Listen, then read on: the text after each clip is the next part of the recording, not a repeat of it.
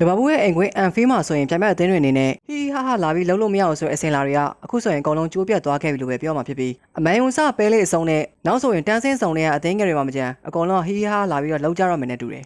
မင်းညာကစားခဲ့ကြတဲ့ခရစ်စတယ်ပဲလေးနဲ့ကာရာပေါင်းဘလာပွဲစဉ်မှာဆိုရင်လဘာဘူးတင်ကအိမ်ခွင်းပရိသတ်ရှေ့မှာပဲအချက်တကွဲကိုပြတ်ရှုံးနေသွားခဲ့တာပါဒီတက်ဆိုတာတခုကဒီကနေ့မှာခရစ်စတယ်ပဲလေးတဲ့ထိထိုက်တွေ့ဆုံမှု3ချိန်ထိရှိခဲ့ပြီးတော့3ချိန်လုံးရှုံးနေသွားခဲ့တာကဂျိုးဂျာဖန်တွေရဲ့ရင်ထဲမှာဘယ်လိုတွေဖြစ်နေမလဲဆိုတာပြိုင်ဘက်19သိန်းဖန်တွေအနေနဲ့ဒါကိုကိုချင်းစာပေးလို့ရပါတယ်ဒါဟာနောက်ဆုံးကစားခဲ့တဲ့9ပွဲမှာ6ပွဲထိရှုံးနေခဲ့တာကချန်ပီယံဆိုတဲ့ဂုံမုံနဲ့မအပ်ဆက်ဘူးလို့ပြောမှပြင်ပြီးခဲ့တဲ့ပရီးမီးယားလိ100တီလုံးမှာ38ပွဲကစားပြီး4ပွဲသာရှုံးနေထားခဲ့တဲ့အထင်ကြီးဆွမ်းဆောင်ရည်နဲ့နှိုင်းယှဉ်လိုက်မယ်ဆိုရင်လည်းလဘာဦးအသင်းမှာဟုတ်ရလားလို့မိန်ကွန်းထုတ်ဆရာပါဒါပြင်အသင်းမှာပဲဆက်ပြီးတော့ရှိနေခြင်းနဲ့ဆိုတဲ့လူဝင်ဒီရက်လူကစားသမားကိုရောင်းထုတ်ခဲ့ပြီးတော့ပြန်လည်ခေါ်ယူခဲ့တဲ့ကစားသမားတွေထဲမှာပေါင်သန်း100ကျော်တဲ့ကစားသမား2ယောက်ရဲ့ခြေစွမ်းပြသထားနိုင်ခြင်းမရှိတဲ့ဆွမ်းဆောင်ရည်တွေကလည်းလဘာဦးအသင်းရဲ့တိုက်စစ်အတွက်အားနည်းချက်ဖြစ်နေတဲ့ပြင်နောက်ပိုင်းပွဲစဉ်တွေမှာခြေစွမ်းတွေကျဆင်းလာခဲ့သလိုစိတ်ဓာတ်တွေကပြန်ရင်းလာခဲ့တဲ့မိုဆာလာရဲ့ပြဿနာကလည်းအသင်းရဲ့စီလုံးမှုကိုပါကြာရင်ပြိုကွဲသွားစေနိုင်တဲ့အတွက်ဒါအချိန်ကြာလာတဲ့မျှဗိုင်းရပ်တစ်ခုလိုမျိုးဖြစ်သွားခဲ့ရင်အသင်းမှာထိခိုက်သွားမလားဆိုတာအဖြေထုတ်ဖို့လိုလာခဲ့ပြီပဲဖြစ်ပါတယ်အခုဆိုရင်အသင်းမှာရှိတဲ့ကစားသမားတွေအားလုံးရဲ့ခြေစွမ်းကလည်းကြာဆင်းလာခဲ့ပြီဖြစ်သလိုအသင်းကိုဦးဆောင်ပဲကန်ရှင်အာနီစတော့ရဲ့နေပြူဟာနဲ့